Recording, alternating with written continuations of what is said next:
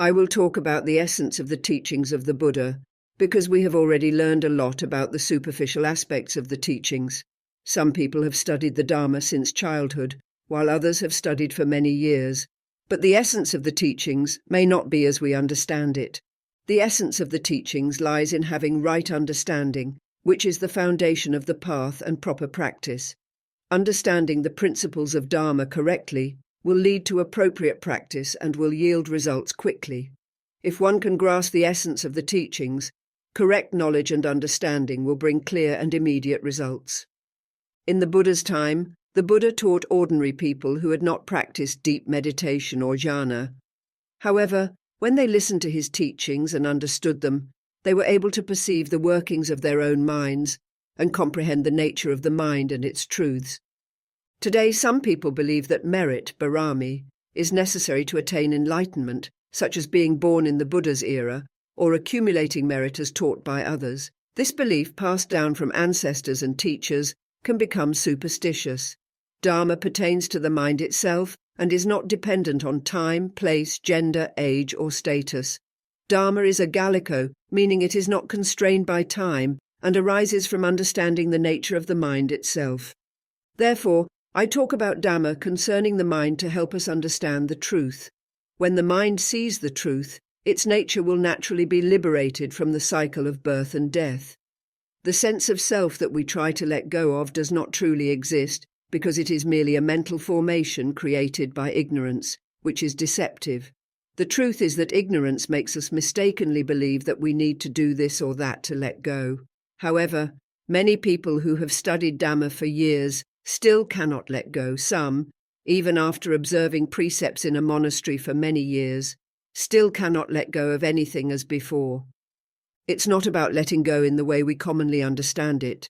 If it were truly as we understand, we would see immediate results and instantly become enlightened beings who have attained the Dhamma. True Dhamma does not follow our current understanding. It involves going against the current and comprehending the mind by observing its workings. When we listen to Dhamma related to wisdom and mindfulness of the mind as often recorded, understanding gradually arises within our mind. True understanding means reaching the heart and awakening the mind, seeing the truth until we accept and let go of delusion and ignorance. This process is what we call letting go of defilements, but in reality defilements do not truly exist. The mind has a natural state that is inherent to its nature, but delusion and ignorance cause it to become entangled with thoughts, emotions, and the belief in a real self, such as the misunderstanding that one is the mind or body, and that things are truly ours. This delusion traps the mind in conventional constructs and prevents it from finding a way out or seeing the truth. Initially, we are outside the cycle of existence, but when we begin to step into it, we become deluded and unable to return. Just one step into the cycle makes us forget that we were not originally within it. We start to believe that being within the cycle is the true state and the only reality. We become lost in the world of conventions, created by ignorance and delusion, passed down through generations, which teaches us that the external world is dangerous and that we cannot escape from it. This is the delusion within the cycle of existence and the true nature of being lost within it. Almost everyone, 99%, is usually caught in the cycle of existence or samsara, while only less than 1% have the wisdom to think outside the box and aim for liberation from the cycle of birth and death. These individuals have a different perspective, with determination and commitment to following the teachings of the Buddha. There is a strong desire to escape the cycle of birth and death in this very life, which is extremely rare. The knowledge we have about Buddhism might all be delusion or ignorance. If our understanding were truly correct, we would see the path and the fruit and attain enlightenment. However, if we have not attained enlightenment, it shows that our knowledge and understanding are still the workings of mental formations, which need further explanation on what mental formations are and how they operate. The self that we think is real does not actually exist. What truly exists is the natural knowing mind, which is a nature that neither arises nor ceases. It is the true essence of knowing, and is a nature that we all inherently possess. We often cling to the knowledge that arises from the mind, and mistakenly believe it to be ourself or something belonging to us, leading us into the world of mental fabrications and attachment to scriptures and teachings, which are themselves fabrications, resulting in misunderstandings. Some people turn to worshipping deities or sacred beings with the belief that such reverence will bring prosperity, wealth, or protection from various problems like illness, aging, or death. Such worship is categorized into various groups according to beliefs, such as worship of deities, mediums, hermits, mythical serpents, statues, trees, fire, water, or even wind. When one group disrespects or disagrees with another, conflicts and quarrels arise, stemming from divisions and attachment to different beliefs. The things we claim to know or understand, such as worshipping sacred beings in various forms, if they were truly effective, should liberate us from aging, sickness, poverty, and death. However, in reality, no matter how we worship, we still face aging, sickness, poverty, and death as before. This world is a dwelling place for beings who are deluded by happiness and suffering, both in terms of fulfilling desires and not fulfilling desires, which makes it difficult for us to find a way out of the world of happiness and suffering. Even though we study the Dharma and believe in what the teachers teach, as well as what is recorded in the Tripitaka, that doing so will lead to goodness, merit, or rebirth in a good place in the future, when we face illness or are near death, suffering and fear arise immediately. We still worry about various things and fear death, even though we know we have done good deeds. If doing good deeds as we have studied is truly good, why are we still afraid of death? The fear of death arises from the uncertainty about whether we will go to a good place or a bad place after we die, because we cannot know for sure what the future after death will be like.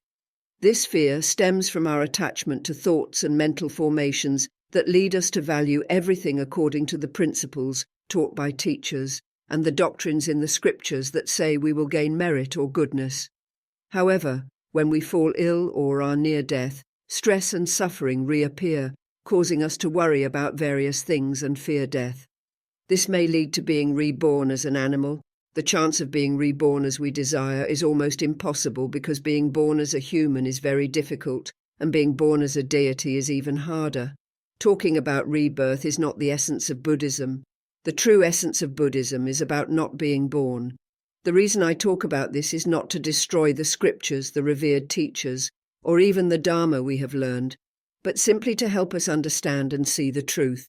True Buddhism is about the mind, about not being born, and about going against the current of the world.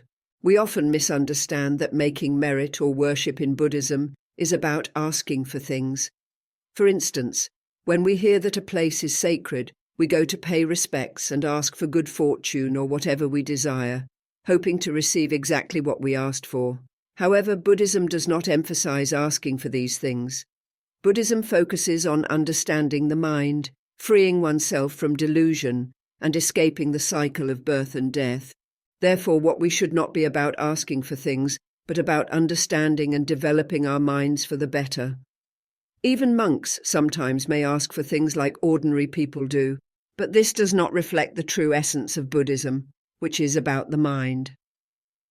In Buddhism and wisdom, those who possess the eye of Dhamma understand the truth of the mind clearly.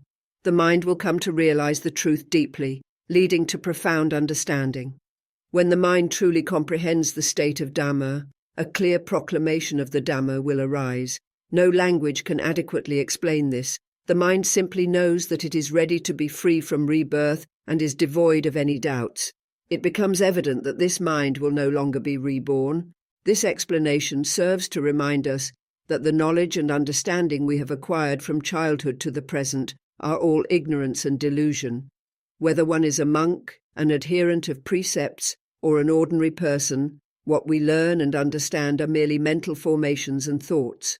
These are linguistic understandings, and we use our thoughts to judge whether what we have learned is right or wrong. The knowledge and understanding we have had up to this point are 99.9% delusion and ignorance. This is mentioned to encourage us to go against the current and return to studying the true nature of the mind, which involves understanding the workings of our thoughts and emotions. We must study the truth of the mind and mental formations. When the mind becomes consistently aware of these mental formations, it will gain true knowledge and understanding. When the mind sees the truth, it will accept it and begin to let go of the states created by these mental formations. The natural awareness within the mind will no longer be led by ignorance and will be free from the cycle of birth and death. This is the liberation from the cycle of rebirth for the mind. It is important not to think that there is a self or our identity that will truly be free from the cycle of birth and death. The concept of self does not actually exist. The sense of self is created by mental formations, which are our own thoughts. When we think, the sense of self arises immediately. We need to study and observe the workings of our mental formations to understand the truth. This is the correct path. The right results will follow. The result would be an understanding of the truth, seeing the Dhamma clearly. Remember this well. We should abandon the old knowledge and understanding we received from teachers or books and focus on listening to this teaching as much as possible. I do not want you to cling to me, but to listen to the teachings about the mind, to understand the mind and see its workings, ultimately finding true refuge. We have sought external Dhamma a lot, looking for it from foreign countries, different temples and various texts, which are all external refuges. Seeing the Dhamma is a matter of the mind. The true refuge is already within our own mind. The Buddha is the mind, which everyone already possesses. To know and see the Buddha, we must learn to understand the workings of our own mind. External refuges are just conventional refuges, meant to provide comfort and harmony for people to live together peacefully. However, in truth, these external refuges cannot bring us true peace and happiness. The refuge that can genuinely provide peace and happiness is the inner refuge, the mind itself. External refuges are like sweets used to distract a crying child, but in the end, the child will cry again. External refuges cannot lead us out of the cycle of birth and death. Our minds are naturally deluded and ignorant, meaning they possess avidya, ignorance. When the mind is deluded by mental formations, it drags us into the conventional world, creating a sense of self, leading to either happiness or suffering. If it drags us towards happiness, we enter a good state, sugati. If it drags us towards suffering, we enter a bad state, dugati. But regardless of the direction, we will inevitably encounter both happiness and suffering, continuing the cycle of birth and death. We must understand the workings of our own mind. When we talk about the workings of the mind, we discuss the mind itself and explain its functions so that the mind can perceive reality as it is. When the mind perceives reality, it is called the truth, sakadhamma, which means knowing the truth. However, most people in the human world seek gratification rather than the truth. They are only interested in fulfilling their own desires. Our desire to always be happy and our efforts to maintain that happiness while avoiding any suffering is clinging to the self and the state of happiness we believe belongs to us. This is the common condition for the majority of people in this world, 99.9%, regardless of their religion or spiritual practice. Even the desire to let go is itself a form of attachment. Letting go is not a physical act, such as picking up and putting down a bottle. It is a matter of the mind seeing the truth of nature. The mind becomes aware of the truth that nature flows with mental formations, which are processes of constant fabrication. When the mind gains awareness, the natural awareness separates from the mental formations and clearly sees the process of their fabrication. Letting go happens when the mind perceives the truth of nature, not as a physical action, but as a clear understanding of reality. We must understand our own mind, or else the state of knowing the truth and letting go will not arise for us. The cycle of birth and death will continue. We have shed countless tears from the cycle of birth and death, and the suffering from unfulfilled desires, more than the water in the oceans, because we do not know how to escape this cycle. We continue to seek only happiness without understanding that happiness and suffering are the same, originating from the same place, and no one can own happiness or suffering. This is the truth and reality. Would you be able to accept this truth? I say that happiness and suffering are the same. Merit and demerit, which some refer to as wholesome and unwholesome actions, are also the same. Anyone who understands this can attain enlightenment in this lifetime. It can be said to be both easy and difficult. Previously, I heard this teaching and tried to understand how happiness and suffering could be the same, and why they are the same. Teachers have said that merit and demerit are the same, and happiness and suffering are the same. They arise from the same source. Some teachers explain that the origins of happiness and suffering, and the origins of wholesome and unwholesome actions, come from the same place. Some teachers instruct to find the origin of these states. Others say they are the same. How can they be the same? I had many doubts, took notes, and made efforts to understand until one day it became clear to my own heart. I need to discuss this topic so we can understand how happiness and suffering can be the same and where they come from. Therefore, it is necessary to talk about the essence of Dharma, which is about the mind. We all have a mind, and we need to cultivate it by listening to teachings on wisdom and observing the mind closely.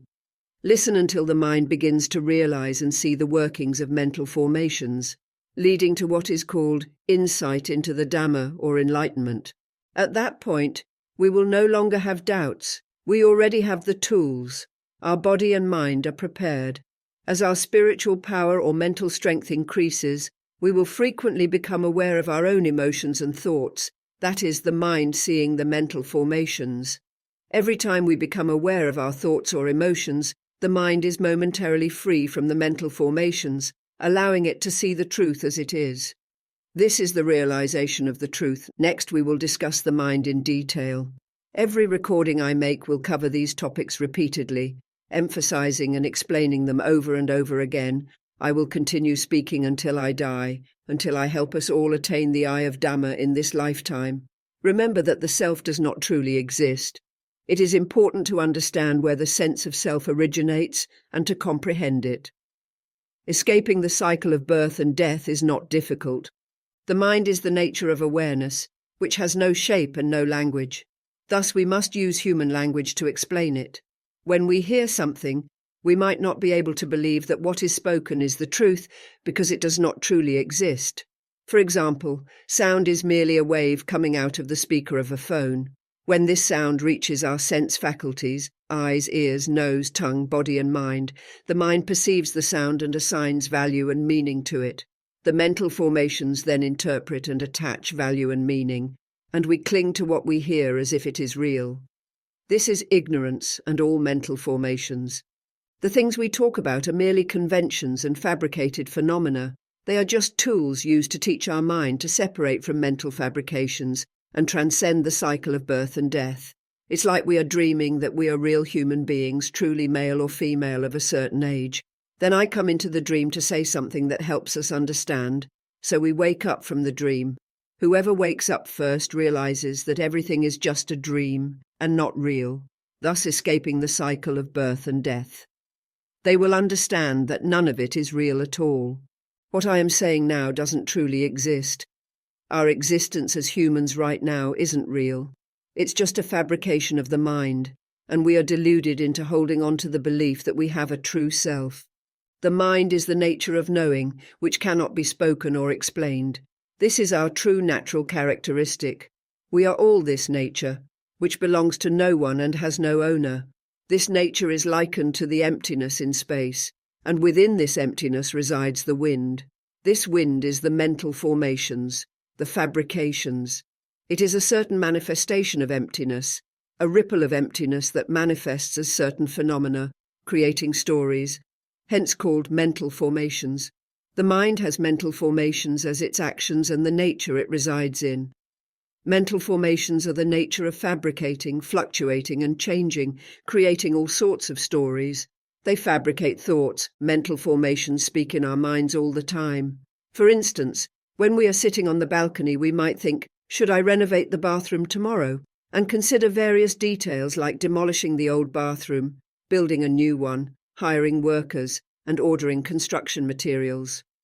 We speak in our minds and visualize the bathroom we will create, the shops we will go to for supplies, and the equipment we will purchase. Both the inner dialogue and these visualizations are mental formations fabricating thoughts. When you think about renovating a bathroom and estimate it will cost $5,000, You might feel stressed and frustrated because you have a debt of $5,000 but only $2,000 in cash.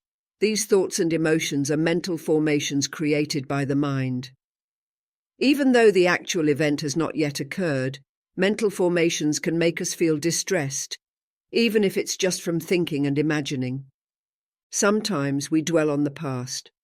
For example, you might think about an event from yesterday when you accidentally ran over a small dog that your son loves very much. The dog died because you didn't see it. You might worry that if your son finds out, he will be angry. You might sit and think about what to do, considering not telling him, and instead pretending the dog went missing, promising to buy a new one. The image of the dog you ran over and hurriedly buried continues to linger in your thoughts, making you feel uneasy. When we think, we are interacting with mental formations. See how stories unfold in the mind and how mental images are fabricated. When we think about an event and speak about it internally, feelings of happiness and suffering arise. All of this is merely a creation of past mental formations. Sometimes we think about the future, the past, or the present. All these thoughts are mental formations, whether they concern the future, the past, or the present. The true present moment is every time we become aware and realize that we are thinking. This is the true present moment. It doesn't explicitly say present, but it becomes aware moment by moment very quickly. Once we are aware, it passes, and awareness moves on to the next moment. Everything I'm explaining here is about mental formations to help us understand that mental formations create thoughts. For example, as I'm speaking now, see how I'm using mental formations to speak and convey words to you. This is neither about being true or false. It is a construct created to communicate with humans. It is simply a means for us to learn and understand, and to help our minds recognize this truth. The nature of mental formations is that no one owns them. There is no need to try to extinguish or destroy them, nor should we think about extinguishing or destroying them. It's not about that. It's important to understand this. It's not as we might think. Therefore, while listening to teachings, regardless of the subject, do not conclude that it must be this way or that way after listening. Such conclusions are merely thoughts. Keep listening, and your mind will understand on its own. Avoid thinking about how things should be or what actions should be taken. It's crucial to see that you are thinking. Your role is to listen continuously without expecting anything.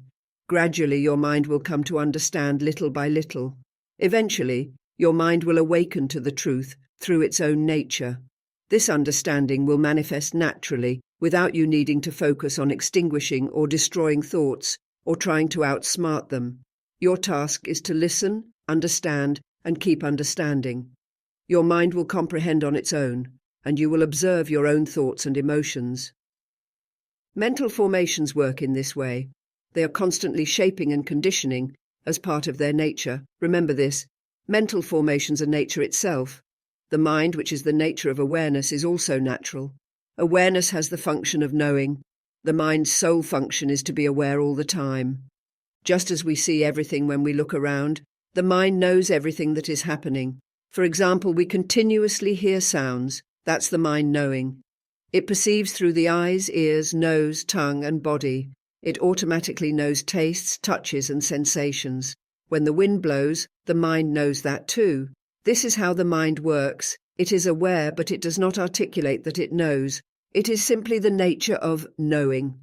Mental formations refer to the nature of the mind that conditions and shapes experiences based on causes and conditions. When the eyes perceive something, the mind will interpret and assign value to it. For example, when we see a tree, the mind identifies it as a tree. When we see a person, the mind recognizes it as a person. The mind assigns value and interprets whether what is seen is good or bad and what qualities it has. All of this happens quickly and automatically. While we cannot stop the mind's conditioning, we can be aware of and recognize how the mind is shaping and assigning value. Mental formations function to condition and assign value when the senses perceive various stimuli. Hearing sounds. The mind assigns value to the sound, determining what it is, for example, a car, a bird, or a person. Smelling odours.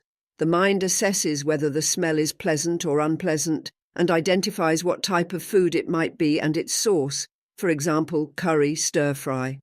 Tasting flavors. The mind immediately evaluates the taste, such as sour or sweet, and identifies its source, for example, lemon, tamarind, or a chemical substance. These processes occur automatically and cannot be stopped, but we can be aware and observe how the mind is assigning value and shaping our thoughts and perceptions. When the body makes contact with something, it simply perceives it as it is without naming it. The perception ends there, and this is the nature of awareness. The mind, however, immediately assigns value, whether the air is cold, the wind is refreshing, or the ground is hard or soft. For instance, concrete feels very hard, while a sponge feels soft and is valued as such. The mind assigns values through the senses of sight, hearing, smell, taste, and touch, and also within the mind and emotions. This is called Dhamma Aramana, assigning value to emotions. In reality, emotions themselves don't have names like anger or joy. They are simply experiences as they are. Emotions exist in their own nature and are not named or categorized. However, mental formations immediately label these experiences, such as thinking that it's wrong to be angry or that we shouldn't feel a certain way. For example, feeling irritated today or having a negative mood gets labeled as good or bad. When we laugh, the feeling itself isn't called laughter. It's simply an experience as it is. The nature of the mind is to continually generate emotions based on various conditions, while thoughts immediately assign value and meaning. These involve both concrete and abstract elements. Concrete, what is perceived through the senses, sight, hearing, smell, taste, and touch. Abstract, the thoughts that assign value or meaning to what is perceived, such as naming or defining what something is.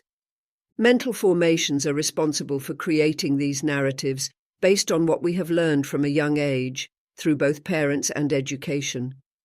We should be aware that the mind is continuously assigning value and creating these stories. Mental formations are responsible for assigning names and values to things, enabling communication and memory. They operate by nature and cannot be stopped from thinking or assigning value, as thinking is an inherent characteristic. The mind does not have an owner and is used in this world without creating merit or demerit. However, because the mind is still ignorant and unaware, avidya, it flows with mental formations, thoughts, and emotions, much like a child being carried by an adult, wherever the adult goes. This sense of self or soul arises when the mind flows with mental formations. We often think and follow our thoughts unconsciously, without realizing it. If one can observe thoughts and emotions, they will see that the mind has already separated from them. For those who do not see or understand their thoughts, the mind flows with them and firmly believes that what it thinks, says, or understands is true, such as believing in right or wrong, good or bad. In reality, these concepts do not exist. They are merely the mind's way of assigning value for communication purposes in this world. They have no real existence outside this context. It is crucial to understand that thoughts and mental formations are natural processes without an owner. They are constructs used for communication and existence in this world, but do not have inherent reality.